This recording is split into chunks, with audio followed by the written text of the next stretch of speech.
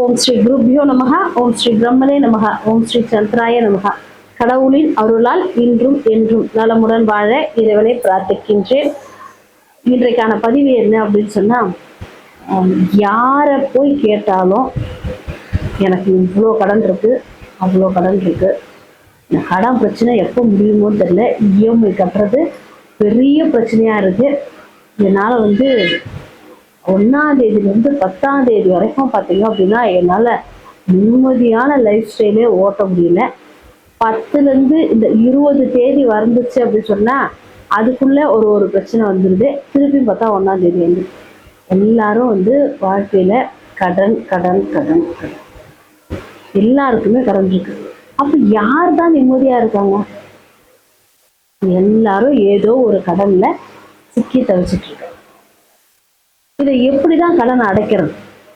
சம்பாதிச்சு கொடுத்தாலுமே திருப்பியும் என்ன பண்ற, ஏதோ ஒரு சூழ்நிலைக்காக நம்ம கடன் வாங்கக்கூடிய சூழ்நிலைக்கு தள்ளப்படும். இன்றைக்கு இருக்கிற காலகட்டம் அந்த மாதிரி இருக்கு. சரி, இந்த கடன் எல்லாம் அடைக்கணும் நினைக்கிறேங்க, கடன் எல்லாம் அடைச்சிடணும் அப்படின்னு நினைக்கிறேன். ஆனா காசு ஏதோ ஒரு விதத்துல வாங்குறேன், ஏதோ சம்பாதிக்கிறேன், வச்சிருக்கிறேன். நான் கடன் அடைக்கணும்னு போகும்போது என்னவாகுதுன்னா அது ஒரு தடையா மாறி அது வேற ஏதாவது செலவா போய் நிற்குது.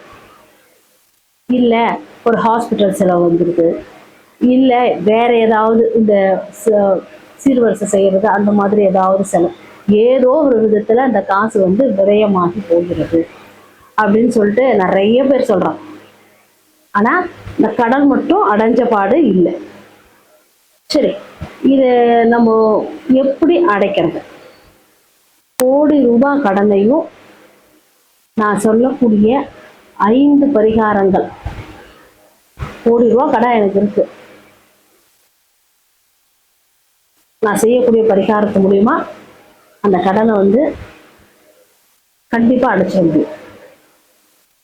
ஏன் அப்படின்னா அந்த பரிகாரம்ங்கிறது அவ்வளோ ஒரு பவர்ஃபுல்லான பரிகாரம். கடன் வாங்குறதுக்கு யார் முக்கிய காரணமாக இருப்பாங்க? நம்மளோட ஜாதக கட்டத்துல கேது பகவான் முக்கிய பங்குல இருப்பான். ராகு இருந்துச்சு அப்படின்னு சொன்னா நிறைய கடன் ஆகும். சரி, இதுக்கு ஒரு சிறப்பான ஒரு பரிகாரம் அப்படின்னு சொல்லிட்டு பார்த்தீங்கன்னா, நான் சொல்லக்கூடிய பரிகாரங்களை நோட் பண்ணி வச்சுக்கோங்க. எல்லாத்தையும் ஒட்டுக்கா செய்யணுமா அப்படின்னா இல்லை, கரெக்டா முடியுமோ அந்த பரிகாரம் செய்யும். 5 டிப்ஸ் இந்த பரிகாரம் என்ன அப்படின்னு சொல்லிட்டு பார்த்தீங்கன்னா, ஃபர்ஸ்ட் கோவிலுக்கு, சிவன் கோவிலுக்கு கொள்ளு தானமாக கொடுக்கலாம். கொள்ளு உங்களால் முடிஞ்சது 1 கிலோ கொள்ளா இருக்கலாம், எவ்வளோ உங்களால் முடியுமோ அவ்வளோ கொள்ளு சிவன் கோவிலுக்கு தானமாக கொடுத்துக்கலாம்.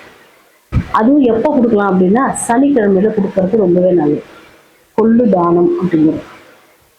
அடுத்தபடியா பார்த்தீங்கன்னா பச்சை பயிறு, முழு தோலோடு இருக்கக்கூடிய பச்சை பயிரை நைட்டு ஊற வச்சுட்டு புறாவுக்கு நீங்க உணவா கொடுக்கலாம். அது புறா இருக்கக்கூடிய இடத்துல நீங்க எடுத்துட்டு போயிட்டு புறாவுக்கு உணவா கொடுத்துட்டு வாங்க. அடுத்த ஒரு பரிகாரம், நீங்க வாசனை உள்ள மலர் அப்படின்னா மல்லிகைப்பூ தான். மல்லிகைப்பூ கொஞ்சம் வாங்கிக்கலாம், ஒரு 50 மல்லிகைப்பூ வாங்க. ஓடுற தண்ணி, ஆறா இருக்கலாம், ஆறு நல்லா ஓடணும், தேங்குற தண்ணியா இருக்கக்கூடாது.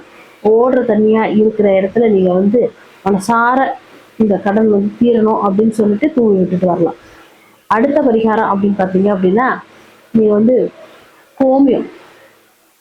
கோமியம் வீட்டில் டெய்லி பிடிச்சி வீட்டில் தெளிச்சுட்டு போட்டு வீட்டில் தெளிக்கிறது, கோமியம் தெளிக்கிறது ரொம்பவே சிறப்பு.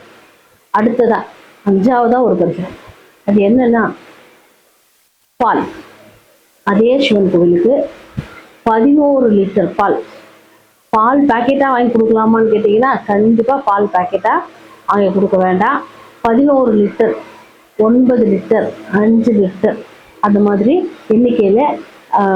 இல்லை நீங்கள் ஒரு 200 பாட்டில் வாங்கிக்கிறீங்க, பசும்பால் வாங்கி அதில் 11 எண்ணிக்கையில், 200 பாட்டில் கூட 11 எண்ணிக்கையில் கொடுக்கும். எது கொடுத்தாலும் 11 எண்ணிக்கையில் கொடுக்கறது ரொம்பவே சிறப்பு.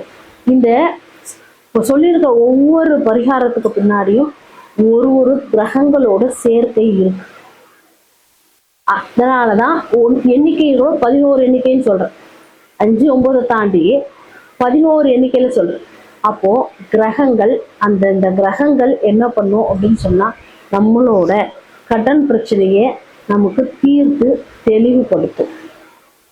இப்ப இந்த கடன் எல்லாம் இதெல்லாம் இந்த பரிகாரம் எல்லாம் செஞ்சா கடன் அடைஞ்சிருமா அப்படின்னா, நம்ம கடன் அடைக்கணும்னு நினைக்கக்கூடிய விஷயத்துக்கு கரெக்டா நம்ம சேமிச்சு வைக்கக்கூடிய காசு கரெக்டா அந்த இடத்துக்கு தான் போய் சேரும். வேறு விரய செலவுகள் ஏற்படாம அந்த கடனை முழுமையா அடைக்கிறதுக்கு உண்டான ஒரு வழியே கிடைக்கும்.